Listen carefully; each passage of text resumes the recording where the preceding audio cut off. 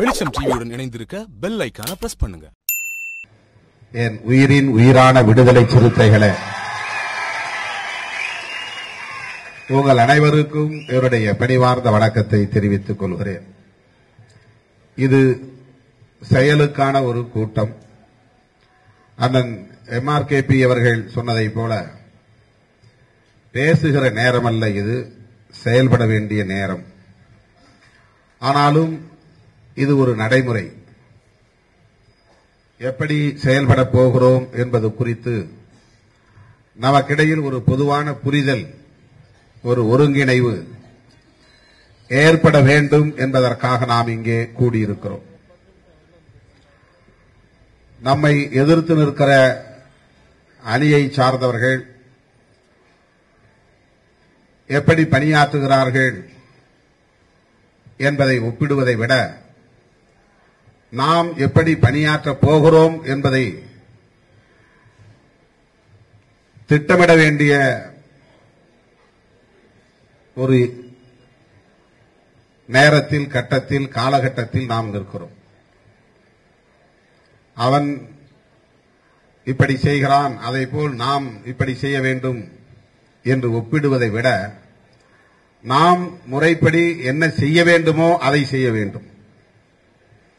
அதற்கான திட்டமிடல் நமக்கு தேவை. முதலில் நம்முடைய கூட்டணி கட்சிகளுக்கிடையில் ஒரு ஒருங்கிணைவு தேவை. எல்லா பகுதிகளிலும் கட்சி கிளைகள் உண்டு. திமுகவுக்கு உண்டு, காங்கிரசுக்கு உண்டு, இடதுசாரிகளுக்கு உண்டு. அப்படி நம்முடைய கூட்டணி கட்சிகளுக்கு எல்லா கிராமங்களிலும் கிளைகள் உண்டு. ஒன்றிய வாரியாக கட்சி கட்டமைப்பு உண்டு. நகரம், பேரூர் வாரியாக நிர்வாக கட்டமைப்பு உண்டு. ஆனால் தேர்தலுக்காக நாம் எப்படி இந்த நிர்வாகிகள் ஒருங்கிணைந்து செயல்பட போகிறோம் என்பதுதான் முக்கியமானது. கட்சி பணிகள் என்பது வேறு, தேர்தல் பணிகள் என்பது வேறு. நம்முடைய கட்சி வேலை திட்டத்தை நம்முடைய விருப்பம் போல் செய்யலாம். தேர்தல் வேலை திட்டத்தை அப்படி நாம் செய்ய முடியாது. நம்மோடு சேர்ந்திருக்கிற கூட்டணி கட்சி நிர்வாகிகளோடு ஒவ்வொரு நகர்விலும் கலந்து பேசி சேர்ந்து முடிவெடுத்து செய்ய வேண்டும். அதற்காகத்தான் இந்த கூட்டம். சிதம்பரம் நகரத்திலே KR செந்தில்குமார் இருக்கிறார் என்றால் அவரும் அந்த சிதம்பரம் நகரத்திலே இருக்கக்கூடிய காங்கிரஸ் கட்சியினுடைய தலைவர், நகர செயலாளர் திரு பழனி அவர்களும், விடுதலை சிறுத்தைகளின் பொறுப்பாளர்,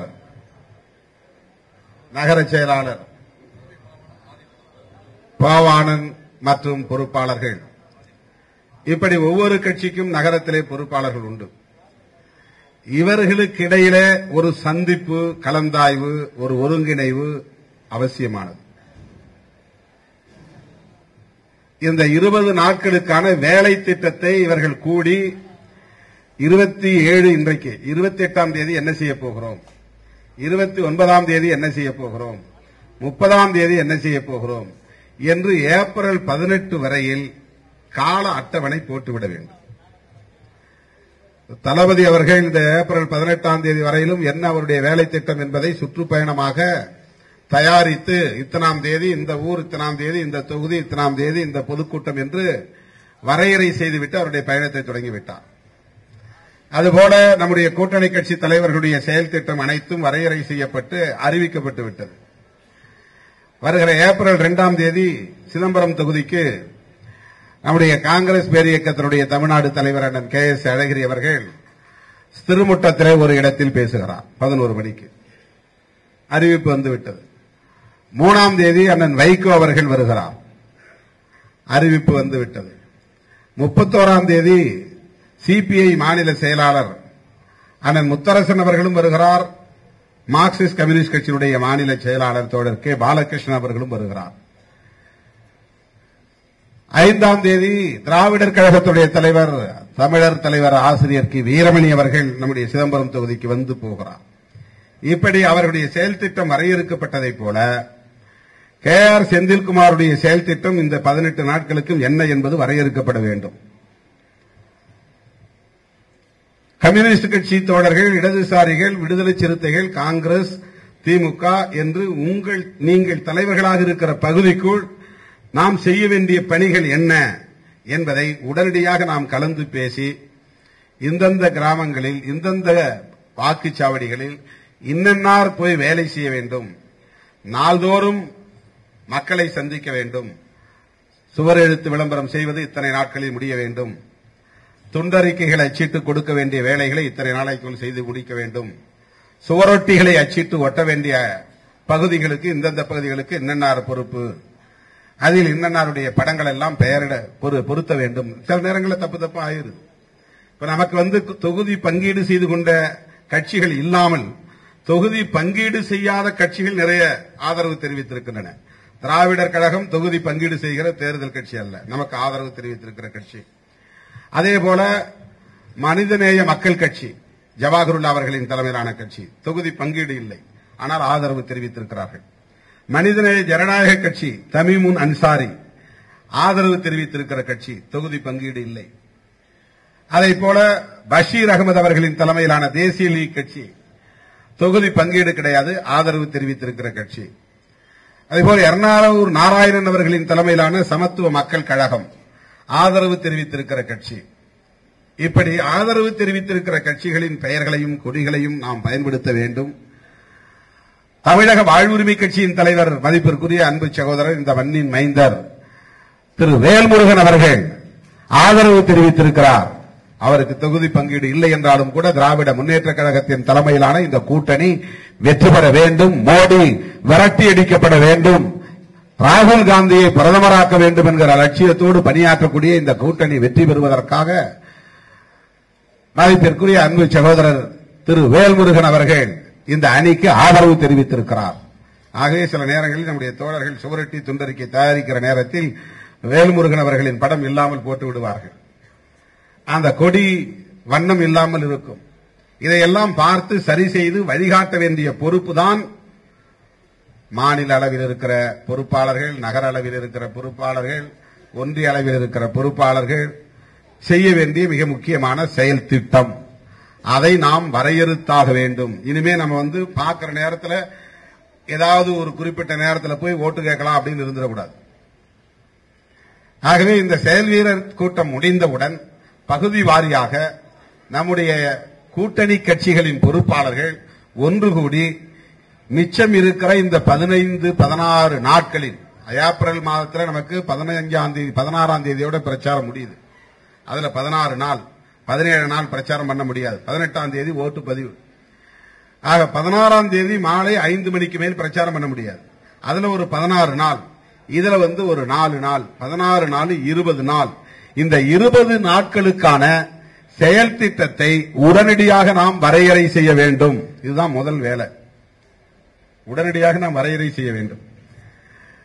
இதை லீட் பண்ணி செய்ய வேண்டிய இடத்தில் இருப்பது தளபதி அவர்களின் தலைமையிலான திராவிட முன்னேற்ற கழகம். இந்த தொகுதியை பொறுத்தவரையில் மதிப்பிற்குரிய அண்ணன் MRKP அவர்கள். ஆகவே ஒவ்வொரு மட்டத்திலும் நம்முடைய தோழமை கட்சி பொறுப்பாளர்கள் அமர்ந்து உடனடியாக நாம் என்ன செய்ய போகிறோம், நம்ம பகுதியில் நாம் என்ன செய்ய போறோம். இப்ப எல்லாருமே என்ன நினைக்கிறேன்னா, எல்லா பகுதிகளுக்கும் ஓட்டு கேட்டு திருமாவளவன் வர வேண்டும், வேட்பாளர் வர வேண்டும் அப்படின்னு எதிர்பார்ப்போம். அப்ப வர்ற அன்னைக்கு ஓட்டு கேட்டுக்கலாம். அப்படி இருந்தால் வெற்றி வாய்ப்பு பாதிக்கப்படும். வேட்பாளர் வர வேண்டும் என்பது நியாயம்தான். ஆனால் எல்லா பகுதிகளுக்கும் போக முடியாது. இது நாடாளுமன்ற சட்டமன்ற தேர்தல் அல்ல, நாடாளுமன்ற தேர்தல். உள்ளாட்சி தேர்தல் அல்ல, நாடாளுமன்ற தேர்தல்.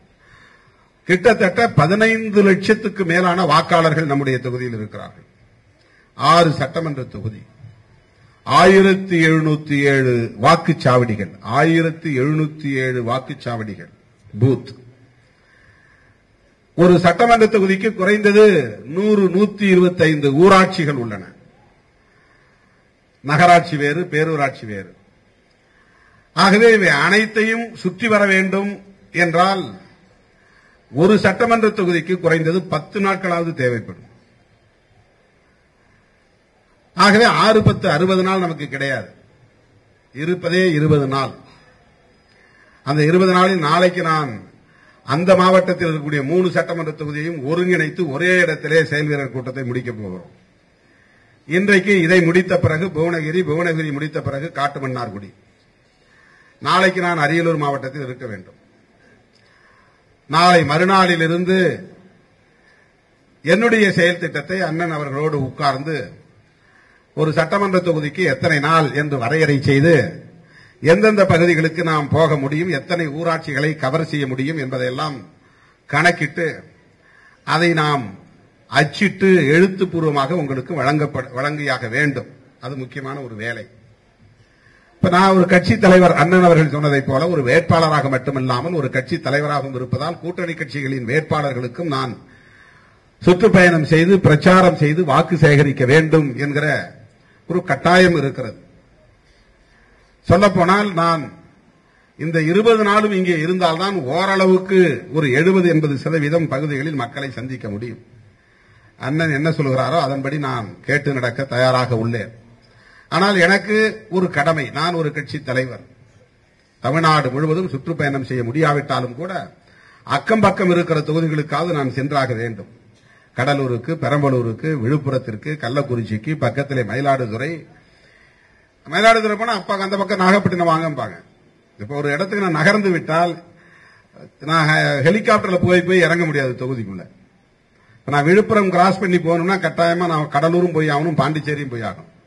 இப்ப கடலூர்ல 3 பாயிண்ட் போடுங்க, பாண்டிச்சேரியில 2 பாயிண்ட் போடுங்கன்னு போட்டுருவாங்க. அப்ப நான் இதையெல்லாம் கவர் பண்ணி வரும்போது விழுப்புரம் வரலும் வந்தவர் ஏன் இந்த பக்கம் காஞ்சிபுரம் வரக்கூடாது, ஏன் அந்த பக்கம் கள்ளக்குறிச்சி வரக்கூடாதுன்னு வேட்பாளர்கள் நேராக கிளம்பி வந்துருவாங்க. இந்த மாதிரியான சிக்கல் இருக்கு. ஆக வெளியே போகலாமா வேண்டாமாங்கிற ஒரு தயக்கத்திலும் நான் இருக்கிறேன். அண்ணன் அவர்கள் சொல்லுகிறபடி நான் நடந்து கொள்ள கடமைப்பட்டு இருக்கிறேன். நீங்க வேண்டாம் தமிழ்நாடு முழுக்க போங்கன்னா நான் 2 கையை எடுத்து கும்பிட்டுட்டு போயிடுவேன். நாங்க பாத்துக்கிறோம் வீடு வீடா போய் நாங்க ஓட்டு கேட்கிறோம். சிதம்பரம் தொகுதியை பத்தி கவலைப்படாதீங்க, நீங்க எல்லா தொகுதியும் 40 தொகுதியும் போங்கன்னா நாளைக்கே நாம் தயார். இப்ப ராகுல் காந்தி அவர் தொகுதியில போய் நின்று ஓட்டு கேட்டு இருக்காரு. சோனியா காந்தி அம்மையார் அவர் தொகுதியில நின்று ஓட்டு கேட்கிறாங்க. 2 பேரும் ஜெயிக்கிறாங்க ஒவ்வொரு தேர்தலையும். அவங்க இந்தியா பூரா சுத்துறாங்க, இந்தியா முழுவதும் சுற்றுகிறார்கள். நீங்க வேட்பாளர் தானே வாங்கன்னு தெருவா ராகுல் காந்தி இழுத்துட்டு போனா என்ன ஆகும்? இப்ப அங்க வேலை செய்யறதுக்கு கூட்டணி கட்சியும் தயாராக இருக்கிறது, அவருடைய சொந்த கட்சியும் தயாராக இருக்கிறது. அப்படி செய்துதான் வெற்றி பெற வைக்கிறார்கள்.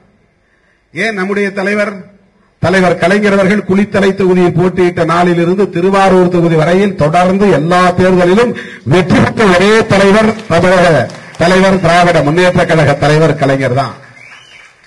அவ்வளவு தேர்தலில் போட்டியிட்டு 1952 2016 சட்டப்பேரவை தேர்தல் வரையில் அவர் போட்டியிட்ட எல்லா தேர்தல்களிலும் அவர் வெற்றி பெற்றிருக்கிறார். ஆனா அவர் தொகுதியிலே மட்டும் அவர் சுத்தி வந்தது கிடையாது. அன்னைக்கே கூட அவர் பிரபலமாகாத காலத்திலே கூட, அண்ணா தலைவராக இருந்த காலத்திலே கூட அவர் மற்ற தொகுதிகளுக்கு போய் பிரச்சாரம் செய்யக்கூடிய ஸ்டார் ஸ்பீக்கர், அவர் நட்சத்திர பேச்சாளர். அதனால எல்லா தொகுதியும் போவார். கட்சி தொண்டர்கள் அங்க இருந்து பணியாற்றி அவரை வெற்றி பெற வைத்தார்கள்.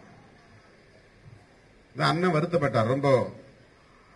தமிழ்நாடு முழுக்க ஆள் உயர எழுதுறீங்க எழுச்சி தமிழர்னு, ஆனா தலைவர் நிக்கிற தொகுதியில் இன்னும் ஏன் சின்ன வரையாம இருக்கிறீங்கன்னு கேட்டார். ரெட்ட உலக்க போட்டு இடிச்ச மாதிரி இருந்துச்சு எனக்கு நெஞ்சுக்குள்ள. அவர் கேட்ட கேள்வி நியாயமான கேள்வி. கட்சி பணி வேறு, தேர்தல் பணி வேறு. ஊர் உலகத்துக்கே தெரியும் திருமாவளவன் வெறுங்கையோடு நிற்கிறான் என்று. நான் எங்கும் கட்ட பஞ்சாயத்தை செய்யறவன் இல்லை, எங்கேயும் நான் போய் தடாலடியா செஞ்சு பொருள் பறிக்கிறவன் கிடையாது.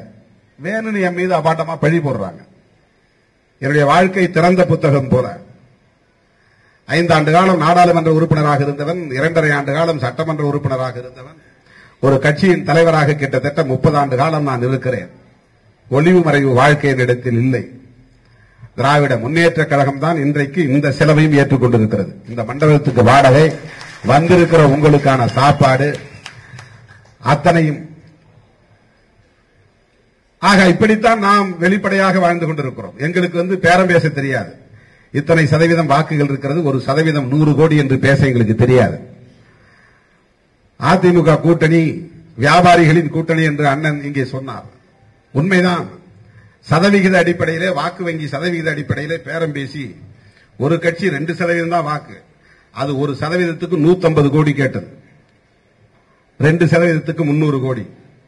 ஒரு கட்சிக்கு 5% ஓட்டு, அது 1% 100 கோடி, 5% 500 கோடி. தளபதி சொன்னாரு, இங்க சீட்டு தான் கிடைக்கும், நோட்டு கிடைக்காது, வெளியே போங்கன்றாங்க. எங்க கிட்ட பேசினா, எங்க கிட்ட கூட்டணி வைத்தால் தொகுதி தான் கொடுப்போம், பைசா கிடையாது. அதனால் வெளியேறியவர்கள் தான் அங்க போய் கூட்டணி அமைத்துக் கொண்டார்கள். இந்த கூட்டணி 2 வருஷத்துக்கு முன்னாடி உருவான கூட்டணி. அன்கண்டிஷனல் சப்போர்ட், நிபந்தனையற்ற ஆதரவு. 2016 விடுதலை சிறுத்தைகளும் இடதுசாரிகளும் அதிமுகவும் சேர்ந்து ஒரு மக்கள் நல கூட்டணி என்ற அமைப்பை உருவாக்கினோம். ஆனால் அது திமுகவை எதிர்த்து அல்லது திமுகவில் இருந்து அதிருப்தியாகி வெளியேறி போய் உருவானதல்ல. அன்றைய நிலையில் தவிர்க்க முடியாத ஒரு சூழலில் 3வது அணி தேவை என்கிற அடிப்படையில் திமுக தனித்தே 234 தொகுதிகளிலும் போட்டியிடுவதற்கு தயாராக இருந்த சூழலில் அன்றைக்கு நாங்கள் தவிர்க்க முடியாத ஒரு சூழலில் ஒரு கூட்டணி அமைத்தோம். அது சட்டப்பேரவை தேர்தல். தேர்தல் முடிந்த கையோடு இன்றைக்கு திமுக கூட்டணியில் ஏற்கனவே காங்கிரஸ் இருந்தது. திமுக கூட்டணியில் புதிதாக வந்து சேர்ந்தது இந்த 4 கட்சிகள் தான். மதிமுக, சிபிஐ, சிபிஐஎம், விடுதலை சிறுத்தைகள். இந்த 4 கட்சிகளும் மதிமுக, இந்த 4 கட்சிகளும் மக்கள் நல கூட்டணியில் இருந்த கட்சிகள் தான். 4 பேருமே வந்து திமுகவோடு கைகோர்த்தோம் மக்களின் பிரச்சனைகளுக்காக.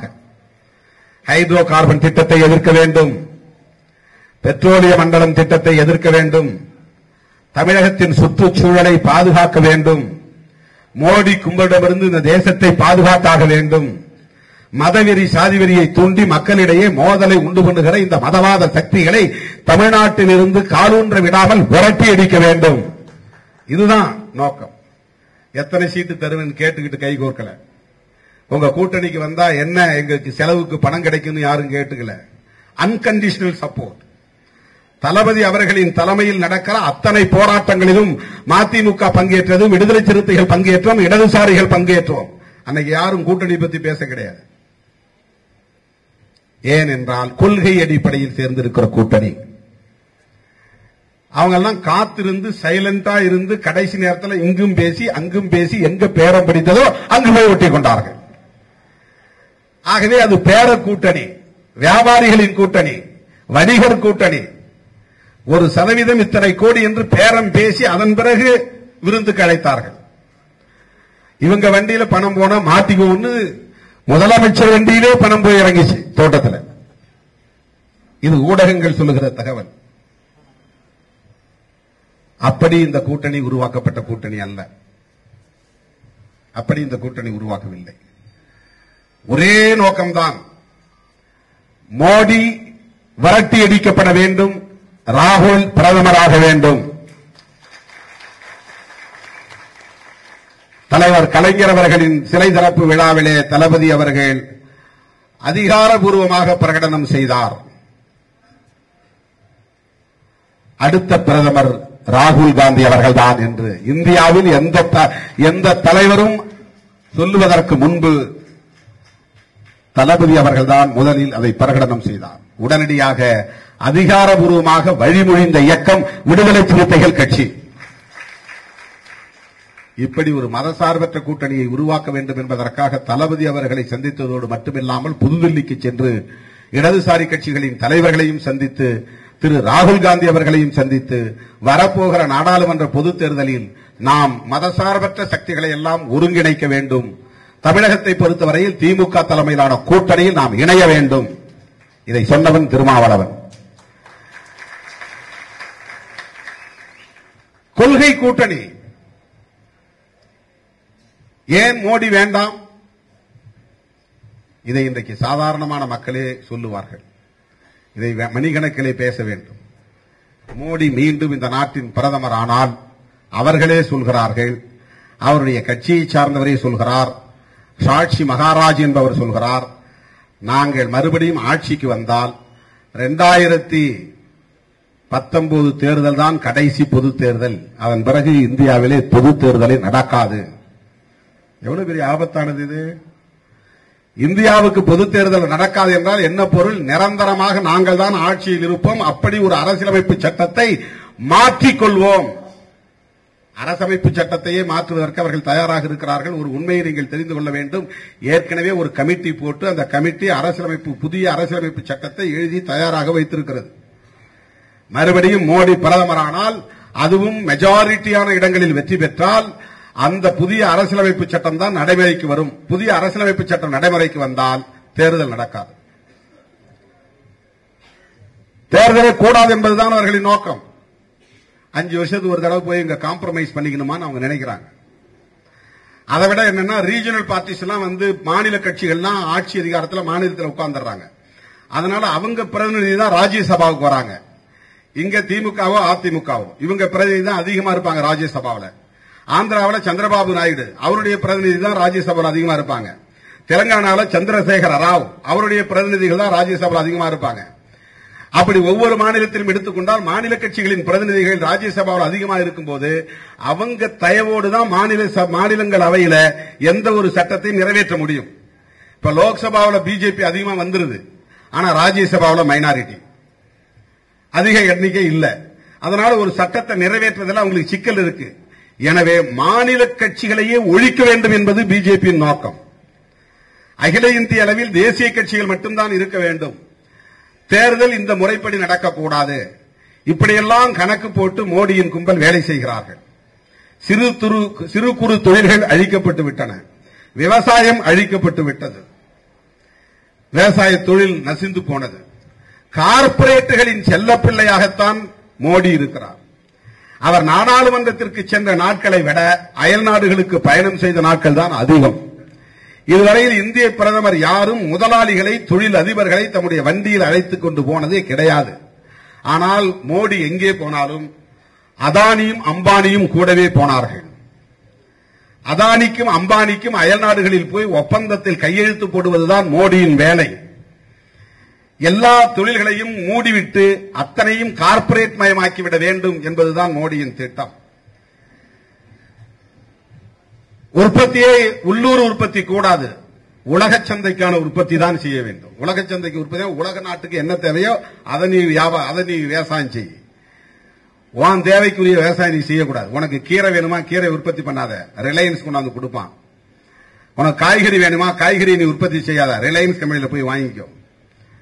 அதெல்லாம் பிடி கத்திரிக்கான்னு பேர். நாம உற்பத்தி செஞ்ச கத்திரிக்காய் உடம்புக்கு கேடு கிடையாது. அவங்க உற்பத்தி செய்யற கத்திரிக்காயில விதை இருக்காது. அவன் உற்பத்தி செய்யக்கூடிய எந்த பண்டத்திலையும் நீ மறுபடி விதை எடுத்து பயன்படுத்த முடியாது. ரிலையன்ஸ் போன்ற பெரிய பெரிய கார்ப்பரேட் நிறுவனங்கள் உற்பத்தி செய்து நம்ம கொண்டு வந்து கொடுப்பான். மீன் நீ பிடிக்காத, கார்ப்பரேட் பிடிப்பான். நீ படகுல போய் மீன் பிடிக்காத, போட்ல போய் மீன் பிடிக்காத, பெரிய பெரிய கப்பல் வச்சு கார்ப்பரேட் நிறுவனங்கள் பிடிப்பான். அதை கொண்டு வந்து உனக்கு பெரிய பெரிய மால்ல வியாபாரம் செய்வான். நீ போய் வாங்கிக்கோ. இப்படி எல்லாவற்றையும் கார்ப்பரேட் மயமாக்க வேண்டும் என்கிற அடிப்படையிலே இயங்கக்கூடிய ஒரு பிரதமர் இந்தியாவிலே முதல் முறையாக உருவானது நரேந்திர மோடி தான். அவர் ஏதோ இந்துக்களுக்கு ஆதரவானவர் என்பதை போல காட்டுகிறார்கள். உண்மையிலேயே இந்துக்களின் முதல் எதிரி பிஜேபி தான், நரேந்திர மோடி தான். இந்து சமூகத்தை தனித்தனியே சாதி உணர்வின் அடிப்படையில் பிரித்து வைத்து அவர்களுக்கு இடையிலே சாதி பெருமையை பேச வைத்து தனித்தனியா சாதி வாரியா நீ ஓட்ட புடுங்கிக்கோ, ஓட்ட சேர்த்து வை, உன் சாதி ஓட்ட நீ சேர்த்து வை, நான் அள்ளிட்டு போயிடுறேன். ஒவ்வொருத்தரும் போய் கடல்ல கப்பல்ல போய் நீ போட்ல மீன் அள்ளிட்டு வா, மொத்த வியாபாரி மொத்தமா வாங்கிட்டு போயிடுவான். அந்த மாதிரி பிஜேபி என்பது மொத்த வியாபாரி. தமிழ்நாட்டில் அவருக்கு ஓட்டு கிடைக்காது. அதிமுக கொஞ்சம் ஓட்டு இருக்குது, ஒரு 20%, 18%, 23%, 24%. அது மட்டும் பத்தாது வெற்றிக்கு. ஏன்னா இவன் வெறுங்கையோட போறான். பிஜேபி வெறுங்கையோட போறான், வெறும் உம்மி அள்ளிட்டு போறான். அவனை அரிசி அள்ளிட்டு வர சொல்லி ஊதி ஊதி திம்புங்கிற கதையா. பிஜேபி வெறும் உம்மி அள்ளிட்டு வரான், கூட்டணி கட்சிகள்லாம் அரிசி அள்ளிட்டு வரணும்.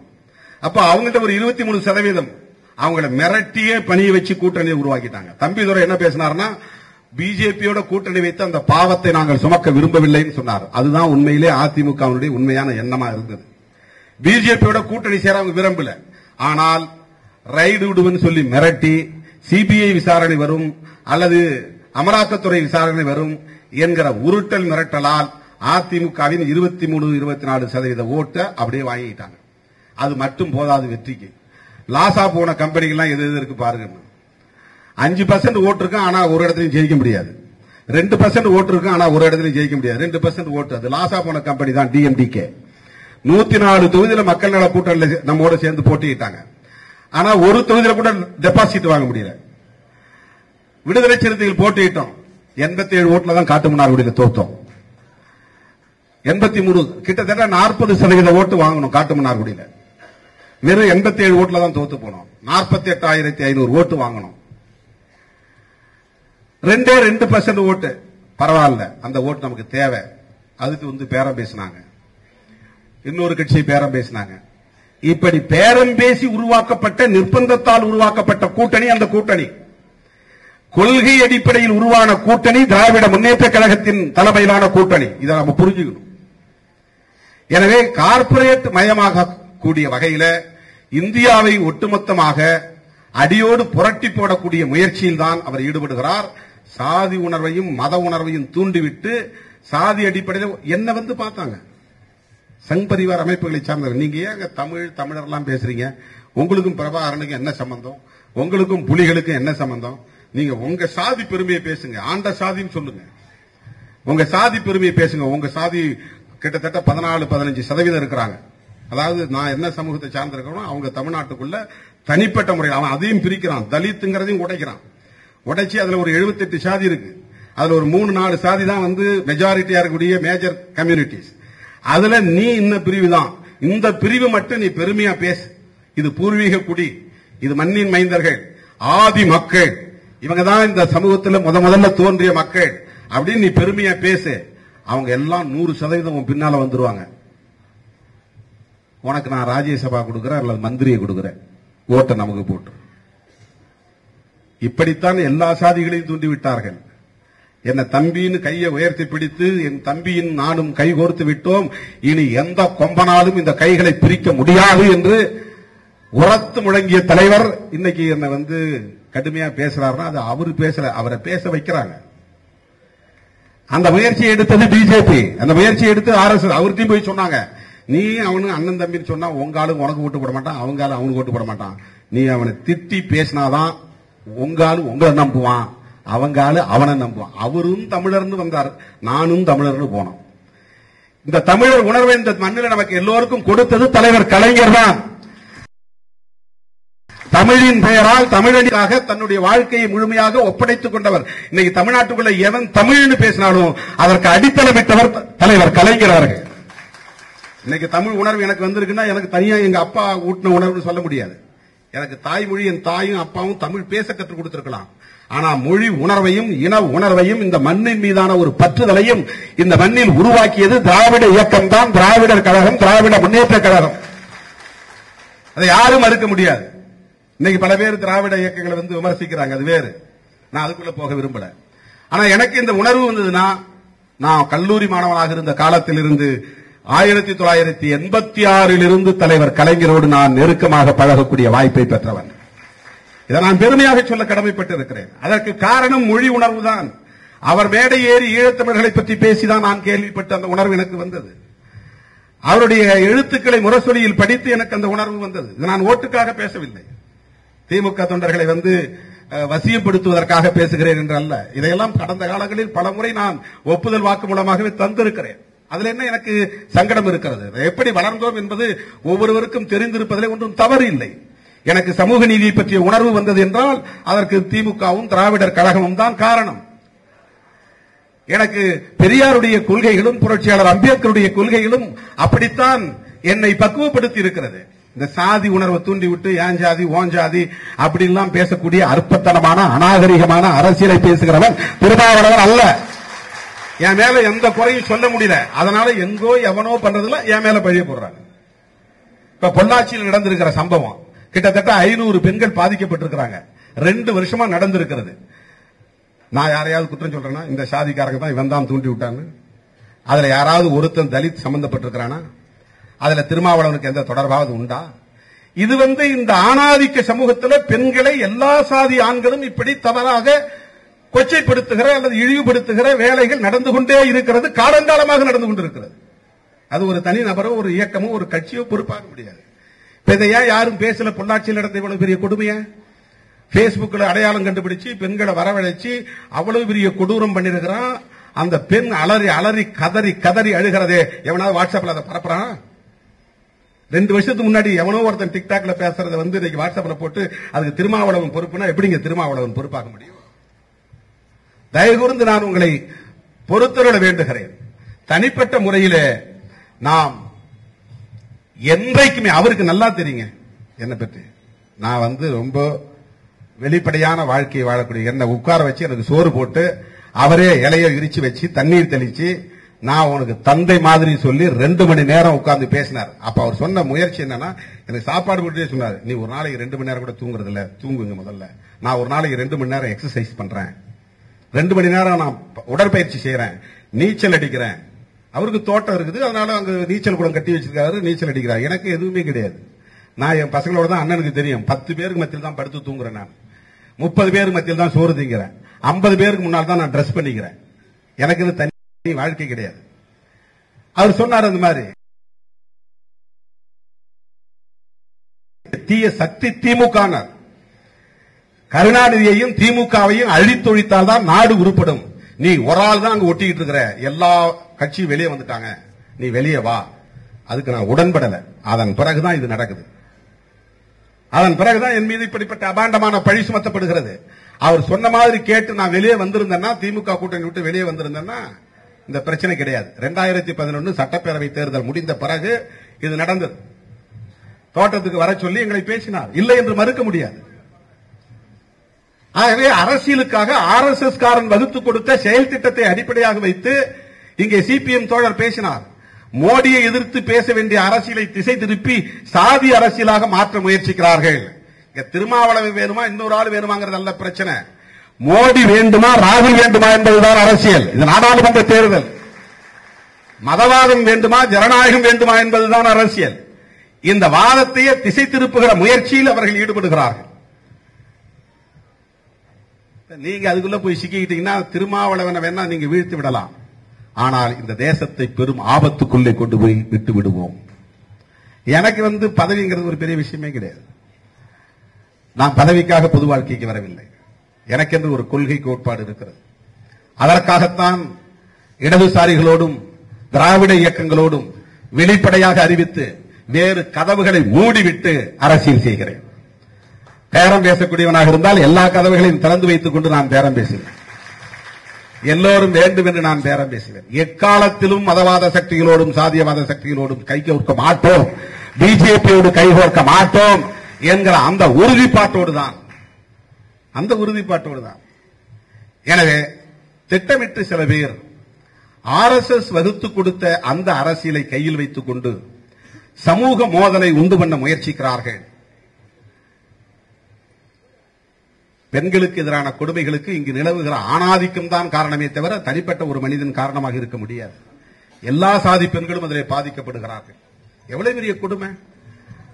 அவர்களை நிர்வாணப்படுத்தி படம் எடுத்து 1000க்கும் மேற்பட்ட வீடியோ கிளிப்பிங்ஸ் வைத்துக் கொண்டு மிரட்டி ஒரு சென்னையை சார்ந்த ஒரு பெண் மருத்துவர் அதை வர சொல்லி அந்த அம்மாவோட இருந்து அதை போட்டோ எடுத்து வீடியோ எடுத்து மிரட்டி 2 கோடி ரூபாய் வரையிலும் பறித்திருக்கிறார்கள். பெண்கள் மீது உண்மையிலேயே இரக்கம் இருப்பதாக இருந்தால் இவர்கள் அத்தனை பேரும், இந்த யோக்கிய சிகாமணிகள் அத்தனை பேரும் அதற்கு எதிராக போராடி இருக்க வேண்டுமா வேண்டாமா? தளபதியை தவிர, விடுதலை சிறுத்தைகளை தவிர, இடதுசாரிகளை தவிர வேறு யார் அதிலே பெரிய அக்கறை காட்டியது? ராஜா பேசினாரா? வரிந்து கட்டிக்கொண்டு பெரியாரையே கொச்சைப்படுத்தி பேசுகிற ராஜா, என் மீது அபாண்டமான பழி சுமத்துகிற ராஜா அந்த பிரச்சனைக்கு போராட்டம் நடத்தினாரா? ஆக அரசியலுக்காக இப்படிப்பட்ட அவதூறுகளை பரப்புகிற போது தயவு கூர்ந்த தோழர்கள் நீங்கள் பொறுத்தருள வேண்டும், கவனமாக கையாள வேண்டும். நான் எல்லா சமூகத்தினரோடும் நெருக்கமாகவும் இணக்கமாகவும் என்னுடைய வாழ்க்கையை அப்படி வரையறை செய்து கொண்டுதான் வாழ்ந்து வருகிறேன். தனிப்பட்ட முறையில் கூட அப்படி எந்த சமூகத்தின் மீதும் நான் ஒரு நாளும் காழ்ப்புணர்ச்சியை காட்டியதில்லை. இந்த கட்சியிலே இஸ்லாமியர்கள் இருக்கிறார்கள், கிறிஸ்தவர்கள் இருக்கிறார்கள், வன்னியர்கள் இருக்கிறார்கள், முதலியார்கள் இருக்கிறார்கள், செட்டியார்கள் இருக்கிறார்கள், பல சமூகத்தை சார்ந்தவர்கள் இருக்கிறார்கள். ஆனால் என்னை சாதியை சொல்லி மட்டும்தான் என் மீது குற்றம் சொல்ல முடியும். வேற ஏதாவது ஒரு குற்றத்தை சொல்லுங்க. நான் எல்லாவற்றையும் கடந்தவன். ஏனென்றால் நான் பெரியாரின் மாணவன், புரட்சியாளர் அம்பேத்கரின் மாணவன். எல்லாவற்றையும் விட திமுகவில் நான் அதிகாரபூர்வமான ஒரு உறுப்பினராக அல்லது பொறுப்பாளராக இல்லாவிட்டாலும் மானசீக தலைவராக தலைவர் கலைஞர் அவர்களை நான் ஏற்றுக்கொண்டவர். உண்மையிலே பெரியார் வழியில் உழைத்த தலைவர் அவர். அதை எந்த இடத்திலும் நான் சொல்ல கடமைப்பட்டிருக்கிறேன். 2001 நிறைய பேர் போய் சொன்னாங்க, எலெக்ஷன் முடிஞ்சது, தேர்தலில் தோல்வி அடைஞ்சிட்டோம். ஒரு பத்திரிகையில் எழுதினான், நீங்க திருமாவளவன் கிருஷ்ணசாமியும் கூட வச்சதுனால தான் தோத்து போயிட்டீங்கன்னு.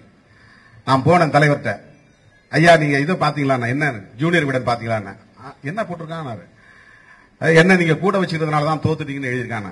அடுத்த நொடிய பதில் சொன்னார். அதான் தலைவர் கலைஞர் அடுத்த நொடிய பதில் சொன்னார். என்ன சொன்னார் தெரியுமா? அப்படின்னா எப்படி கடலூர் மாவட்டத்தில் 9 தொகுதியில் 5 தொகுதி நாம ஜெயிப்போம் அப்படின்னு கேட்டார். எனக்கு அது தெரியல கணக்கு. கடலூர்ல மொத்தம் 9 சட்டமன்ற தொகுதின்னு எனக்கு தெரியல. 5 இடத்துல ஜெயிச்ச 2001 நம்ம அப்போ நான் மங்களூர் தொகுதியில் ஜெயிச்சேன். 4 திமுக ஜெயிச்சது. மொத்தம் 5 இடங்கள்ல ஜெயிச்சிருக்கோம். உடனே கலைஞர் சொன்னார், அன்னைக்கு கூட்டணியில யாரும் பெரிய கட்சிகள் கிடையாது, எல்லா பெரிய கட்சியும் ஜெயலலிதாவோட போயிட்டாங்க. அன்னைக்கு நான் பக்கத்தில் இருந்த எல்லாம் வளரும் கட்சிகள் தான், சின்ன சின்ன கட்சிகள் தான். சாதி கட்சி கூட்டணி எல்லாரும் சொன்னாங்க. தலைவர் சொன்னார் சாதிக்க போகிற கூட்டணின்னு சொன்னார். அப்ப தோற்று போனதற்கு திருமாவளவன் கூட இருந்ததுதான் காரணம். அப்ப கலைஞர் சொன்னாரு, கடலூர் மாவட்டத்தில் திமுக விசிக 2 தான், 2 கட்சி சேர்ந்து 5 சட்டமன்ற தொகுதிகளில் வெற்றி பெற்றோம் எப்படின்னு கேட்டார். கலைஞர் கேட்டார். ஓட்டு டிரான்ஸ்பர் ஆகாதுன்னு சொல்றதெல்லாம் அப்பட்டமான பொய். அது 2009 3 கட்சி தான் இருந்தோம், எல்லா கட்சியும் அதிமுக பக்கம் போயிட்டாங்க. அப்பவும் ஒரு முயற்சி நடந்தது, என்ன திமுக கூட்டணியிலிருந்து பிரிப்பதற்கு முயற்சி நடந்தது. நீ ஒரு ஆள் தான் ஒத்திக்கிட்டு இருக்கிறேன்னு சொல்லி கேட்டாங்க. உனக்கு 2 தொகுதி அதிமுக கூட்டணியில் வாங்கி தரேன்னு சொன்னாங்க. 2 தொகுதியில நீ மனு போட்டு போனா போதும், அது சிதம்பரம் தொகுதியில் 4.5 லட்சம் ஓட்டுல நீங்க ஜெயிப்பீங்க, செய்ய வேண்டிய ஒரே வேலை திமுக கூட்டணி வெளியே வாங்கினாங்க. ஆனா அன்னைக்கு திமுக, காங்கிரஸ், விடுதலை சிறுத்தைகள், மற்றதெல்லாம் வெளிப்படையா தெரியாத கட்சிகள் தான். 3 கட்சி தான் இருந்தோம். எத்தனை தொகுதி ஜெயிச்சோம்? அன்னைக்கு ஈழத்தமிழர் பிரச்சனை உச்சத்தில் இருந்த நேரம், கடுமையான விமர்சனம் இருந்த நேரம், 28 தொகுதிகளில் திமுக கூட்டணி வெற்றி பெற்றது. 12 இடங்களில் மட்டும்தான் அவங்க ஜெயிக்க முடியும். 28, 29 இடங்களில் ஜெயிச்சோம். அன்னைக்கு திமுகவோடு இருந்தது காங்கிரசும் விடுதலை சிறுத்தைகளும் தான். 2009 3 கட்சிகள் இருந்த போதே கிட்டத்தட்ட 30 தொகுதிகளில் வெற்றி பெற்றோம். இன்றைக்கு திமுக, காங்கிரஸ், விசிக மட்டுமில்லாமல் 2 இடதுசாரிகள் நம்மோடு இருக்கிறார்கள். மதிமுக நம்மோடு இருக்கிறது, இந்திய ஜனநாயக கட்சி நம்மோடு இருக்கிறது, இங்கே தமிழக வாழ்வுரிமை கட்சியின் தலைவர் வேல்முருகன் நம்மோடு இருக்கிறார். இந்திய யூனியன் முஸ்லீம் லீக் வழக்கம் போல இருந்தாலும் இப்போது மனிதநேய மக்கள் கட்சி நம்மை ஆதரிக்கிறது. பஷீர் அகமது, தமிமூன் அன்சாரி ஆகிய தோழர்களும் நம்மை ஆதரிக்கிறார்கள். எல்லா கிறிஸ்தவ அமைப்புகளும் திமுக கூட்டணியை ஆதரிக்கிறது. ஒரு கட்சி கூட அங்க கிடையாது அந்த அணிய. எனவே 2009 இருந்ததை விட இந்த தேர்தல் நமக்கு மிகவும் பிரகாசமாக இருக்கிறது. 40 தொகுதிகளிலும் வெற்றி பெறுவதற்கான வாய்ப்பு இருக்கிறது. அவங்க மிஞ்சி போனா இந்த தேர்தலில் இந்த தொகுதியில ஏதாவது இந்த பிரச்சனைகளை சொல்லிட்டு இருப்பாங்க. அது 2 வருஷத்துக்கு முன்னாடி 3 வருஷத்துக்கு முன்னாடி யாரோ பேசலாம், எனக்கு அவனுக்கு என்ன சம்பந்தம் இருக்கு, பயன்படுத்தலாம். பாமக காரனே கூட அது மாதிரி பேசுறாங்க, நான் பேசுற மாதிரி, கட்சிக்காரங்க பேசுற மாதிரி. தயவு கூர்ந்து யாரும் அதற்கு செவிமெடுக்க வேண்டாம். நம்முடைய இலக்கெல்லாம் ராகுல் காந்தி பிரதமராக வேண்டும், மோடியை விரட்டியடிக்க வேண்டும், அதற்கு தளபதியின் கரம் வலுப்பெற வேண்டும். தமிழ்நாட்டில் 40க்கு 40 இடங்களில் வெற்றி பெற்றால் அடுத்த பிரதமர் ராகுல் காந்தி தான் என்கிற தீர்மானிக்கிற இடத்தில் திராவிட முன்னேற்ற கழகத்தின் தலைவர் தளபதி அவர்கள் முடிவெடுக்கக்கூடிய சக்தியாக இருக்க வேண்டும். இவ்வளவு பாடு நாம் எதுக்கு படுறோம்னா ராகுல பிரதமராக்குறதுக்கு தான். சொல்ல போனா காங்கிரஸ் தான் நம்முடைய எல்லா வேட்பாளர்களுக்குமான செலவையும் பார்க்கணும். நம்ம பாடே நாம பதவியாக எம்பி ஆகணுங்கிறதே கிடையாது. திருமாவளவன் ஏன் எம்பி ஆகணும், ராகுல் காந்தி பிரதமர் ஆகணும். டிவிஆர் ரமேஷ் ஏன் எம்பி ஆகணும், ராகுல் காந்தி பிரதமர் ஆகணும். கள்ளக்குறிச்சியில கௌதம் சிகாமணி ஏன் எம்பி ஆகணும், ராகுல் காந்தி பிரதமர் ஆகணும். விழுப்புரத்தில் திரும்ப ரவிக்குமார் ஏன் எம்பி ஆகணும், ராகுல் காந்தி பிரதமர் ஆகணும். நாங்க பாடுபடுறதே காங்கிரசுக்கு தான், ராகுல் காந்தி பிரதமர் ஆவதற்கு தான். எனவே ராகுல் காந்தி தான் உள்ளபடியே சொல்ல போனா 543 தொகுதிக்கு செலவை ஏத்துக்கணும். எல்லா வேட்பாளர்களுக்குமான செலவை காங்கிரஸ் தான் ஏற்றுக்கொள்ள வேண்டும். ஆனா அதெல்லாம் விட்டு இன்னைக்கு திமுக தலைவர் தளபதி ஸ்டாலின் அவர்கள் இன்றைக்கு ராகுல் காந்தியை பிரதமராக்குவதற்காக இந்த கூட்டணியை வெற்றிகரமாக அமைத்திருக்கிறார். எனவே எனது அருமை தோழர்களே, செயல் திட்டத்தை வரையறுத்து இந்த அவதூறு பிரச்சாரங்களுக்கு யாரும் பதில் சொல்ல வேண்டாம். இன்னைக்கு நான் சொன்ன பதிலோட போதும். அவதூறு பிரச்சாரங்களுக்கு பதில் சொல்ல வேண்டாம். கிராமம் கிராமமா போங்க. நான் உதயசூரியன் சின்னத்தில் நிக்கணும்னு தளபதி அவர்கள் ஒரு ஆலோசனை சொன்னார். அது நான் விளக்கம் சொன்னா நீண்ட நேரம் ஆகும். பானை சின்னத்தில் இருக்க வேண்டிய நிலை ஒரு வாய்ப்பு உருவாகி இருக்கிறது. அண்ணன் சொன்னது போல இன்னும் பல இடங்களில் மோதிரம் சின்னம் என்று எண்ணிக்கொண்டிருக்கிறார்கள். விடுதலை சிறுத்தைகளுக்கு ஒரு வேண்டுகோள் விடுக்கிறேன். நீங்க வசிக்கிற பகுதிகளில் மட்டும் வாக்கு சேகரித்தாலே போதும். தலித் மக்களுடைய குடியிருப்புகளுக்கு போய் நீங்கள் தினம் டோர் கேன்வாஸ், இந்த 18 நாள் டோர் கேன்வாஸ் பண்ணுங்க. ஒரு ஊருக்கு தான் நேற்று போயிட்டு வந்தோம்னா நினைக்கூடாது, இன்னையும் போகணும். 2 தடவை போயிட்டு வந்தோம்னா நினைக்கூடாது, 3வது தடவை போகணும். 3 தடவை போதும் நினைக்க கூடாது, 20 நாளும் போகணும். நீங்க இருக்கிற பகுதியில ஒவ்வொரு கிராமத்திலும் ஒவ்வொரு வீட்டுக்குள்ளையும் போய் பானை சட்டியை தொட்டு காட்டி சொல்லிட்டு வரணும். இதுதான் சின்னம், இதுதான் சின்னம், மறந்துடாதீங்க. போன தடவை இருந்த சின்னம் கிடையாது, இந்த தடவை சின்னம் மாறி போச்சு, இந்த சின்னத்தில் தான் வாக்களிக்க வேண்டும். சூரியனுக்கு பொங்கல் வைக்க வேண்டுமானால் பானை அவசியம். பானையில் பொங்கல் வைக்க வேண்டுமானால் கை அவசியம். இது வெற்றிகரமாக நிகழ வேண்டுமானால் விவசாயிகள் அனைவரும் சேர்ந்து நாம் பாடுபட வேண்டும். தோழமை கட்சிகள் அனைத்தும் சேர்ந்து பாடுபட வேண்டும். கூட்டணி கட்சிகள் எல்லாரும் சேர்ந்து விவசாயம் செஞ்சாதான் அரிசி பானைக்கு வரும், பானை உலையில வைக்க முடியும், உலையில பொங்கல் வைக்க முடியும், பொங்கலை சூரியனுக்கு வச்சு படைக்க முடியும். அதுதான் மனித வாழ்க்கை, அதுதான் கலாச்சாரம். எனவே சூரியனுக்கு பொங்கல் வைக்க வேண்டும் என்றால் அதற்கு பொருள் மத்தியிலே ராகுல் காந்தி பிரதமராக வேண்டும் என்பதுதான். ராகுல் காந்தி ஏன் பிரதமராக வேண்டும்? மதவாத சக்தியிலிருந்து இந்த நாடு காப்பாற்றப்பட வேண்டும், ஜனநாயகம் காப்பாற்றப்பட வேண்டும், சிறுபான்மை சமூகத்தினரின் பாதுகாப்பு உறுதிப்படுத்தப்பட வேண்டும், ஒடுக்கப்பட்ட மக்களுடைய வாழ்வுரிமைகள் பாதுகாக்கப்பட வேண்டும், விவசாயம் பாதுகாக்கப்பட வேண்டும், மீண்டும் வணிகத்திற்கு பணப்புழக்கம் வேண்டும். 500 ரூபாய் 1000 ரூபாய் நோட்டு வச்சாதான் நிறைய பதுக்கி வச்சுக்கிறான்னு 2000 ரூபாய் நோட்டை கொண்டு வந்து அறிமுகப்படுத்துறாங்கன்னா அது எவ்வளவு பெரிய கில்லாடின்னு யோசிச்சு பாருங்க. எவ்வளவு பெரிய கிரிமினல் வேலை. 1000 ரூபாய் நோட்டு இருக்கிறதுனாலதான் நிறைய பணத்தை ஒருத்தன் பதுக்க முடியுது, அதனால அதை ஒழிக்கணும்னு சொன்னார் மோடி. அதுக்கு பிறகு 2000 ரூபாய் நோட்டை அறிமுகப்படுத்தினார். அவ்வளவு பணத்தையும் பதுக்கி வச்சிருந்தவன் பூரா பேங்க்ல கொண்டு போய் போட்டான். எப்படி போட்டான் சொல்லுங்க? நீ நானும் ஒரு 50,000 கையில வச்சிருந்தா போய் வாசல்ல நின்று அதை போடுறதுக்கு 3 நாள் 4 நாள் காத்திருந்து தான் போட்டு வாங்கிட்டு வந்த பணம். ஆனா பெரிய பெரிய முதலாளிகள் முழுக்க பல்லாயிரக்கணக்கான லட்சக்கணக்கான கோடிகளை பதுக்கி வைத்திருந்தார்களே, அது எப்படி வங்கிக்கு வந்தது? அது வெள்ளை பணமாக்கப்பட்டு விட்டது. அவ்வளவுக்கும் காரணம் மோடி. பொருளாதார சீர்குலைவுக்கு காரணம் மோடி, விவசாய பாதிப்புக்கு காரணம் மோடி, கல்வி சீர்குலைவுக்கு காரணம் மோடி, நீட் தேர்வு வந்ததற்கு காரணம் மோடி, சுற்றுச்சூழலை பாதிக்கக்கூடிய வகையிலே shale gas, hydrocarbon, Kudankulam அணுமின் நிலையம் என்று பல்வேறு வகையிலே இந்த மண் வளத்தை பாதிப்படைய செய்து கொண்டிருப்பது மோடி. மக்களுக்கு இடையிலே சாதி வெறி மதவெறியை தூண்டிவிட்டு மோதல் உண்டு பண்ணுவது மோடி. இந்த தேசத்திற்கு பெரும் தீங்கு மோடி. எனவே மோடி மீண்டும் ஆட்சிக்கு வரவிடாமல் தடுக்க வேண்டுமானால் தமிழகத்தில் 40க்கு 40 இடங்களில் நாம் வெற்றி பெற்றால் ராகுல் தான் பிரதமர் என்று விரல் நீட்டக்கூடிய சக்தி தமிழகத்திற்கு தளபதிக்கு கிடைக்கும், நம்முடைய கூட்டணிக்கு கிடைக்கும். எனவே இந்த உள்ளூர் வதந்திகளுக்கு முகம் கொடுக்காமல் தேசிய அளவில் யாரை நாம் பிரதமராக்கப் போகிறோம் என்பதை கருத்திலே கொண்டு சிதம்பரம் நாடாளுமன்ற தொகுதியில் பணியாற்ற வேண்டும் என்று உங்களை நான் கேட்டுக்கொள்கிறேன். மீண்டும் விடுதலை சிறுத்தைகளுக்கு வேண்டுகோள் விடுக்கிறேன். அண்ணன் சொன்னது நன்மைக்கு சொன்னார். விசில் அடிக்காதே, கூச்சல் போடாதே, தேவையில்லாமல் மற்றவர்களின் அதிருப்தியை சம்பாதிக்காதே. தேர்தல் பணி என்பது மிக மிக முக்கியமானது.